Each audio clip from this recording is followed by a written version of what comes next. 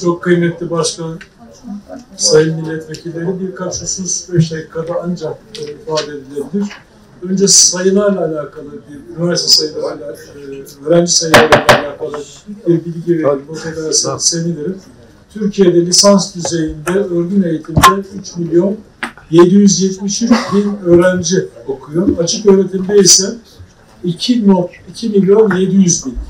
Toplamda lisans öğrenci sayımız 6.475 bin. Yani biz açık ve uzaktan öğretimdeki öğrencileri daha ziyade yaşam boyu öğrenim çerçevesinde değerlendiriyoruz. Dolayısıyla örgün eğitimi dikkate aldığınız zaman toplamda 3.773 bin öğrencimiz var.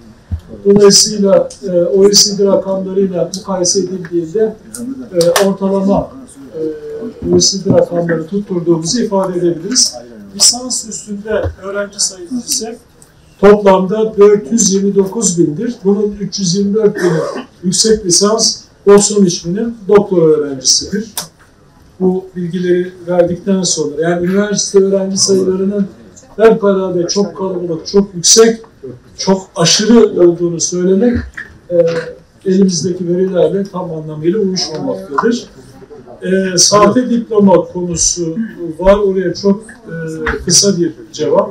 Kamuoyuna yansıyan iddialar kurulumuz tarafından yargıya intikal ettirilen usulsüzlüklerdir. Yükseköğretim Kurulu özellikle denklik süreçlerinde tespit ettiği başta diploma olmak üzere tüm sahtecilikle ilgili adli ve idari makamlara suç duyurusunda bulunmaktadır.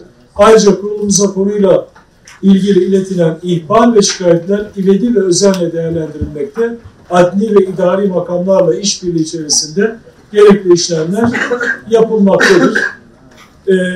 Bununla alakalı daha da ayrıntılı bilgi istenirse yazılı olarak da biz sizlere sunabiliriz. Geçişle alakalı bilgileri müsaadenizle sunayım.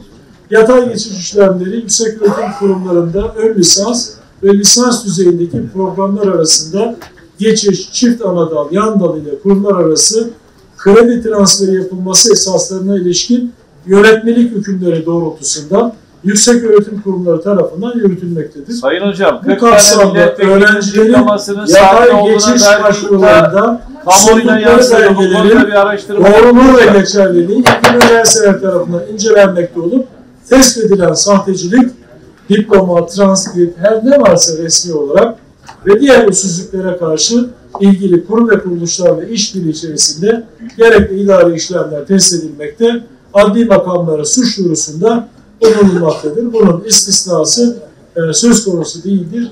Bir sıralamayla alakalı son hususu vurgulamam lazım. Şu anda dünyada en fazla mütedavil, sizlerin de kullandığı iki önemli sıralama kuruluşu var. Bunlardan biri QS, diğeri The Times. Bu en fazla, en mütedavil olanlardır. 2025 yılı itibarıyla Türkiye'den 6 üniversite ilk 500'de yer almıştır. Bunlardan 2 tanesi bu sene ilk defa ilk 350 içerisine girmeye başarmıştır. Biri ODTÜ, diğerisi İstanbul Teknik Üniversitesi. Bunu rahatlıkla söyleyebilirim. Diğer hususlara gelince af konusu hemen hızlıca arz edeyim. Afla alakalı bir çalışma şu anda yapılmaktadır. Bilhassa azami süreyi doldururken staj veya internlük aşamasında öğrencilik hakkını kaybedenlerle alakalı bir düzenleme şu anda Sayın Meclisimizde sunmak üzereyiz. Onu söyleyebilirim. 67 yaşla alakalı bir şey geldi. Bununla da alakalı bir düzenleme yapıyoruz. Emeklilik yaşının 72'ye kadar çıkarılabileceğini Yükseköğretim Kurulu olarak düşünüyoruz. 72'den de 75'e kadar üniversiteler ile öğretim üyesi arasında hususi bir sözleşme ile 75'e kadar da uzatılabileceği kanaatini taşıyoruz. Bundan sonrası Sayın Meclisimizin vereceği kararla şekillenecektir. Sayın Başkanım, teşekkür ederim.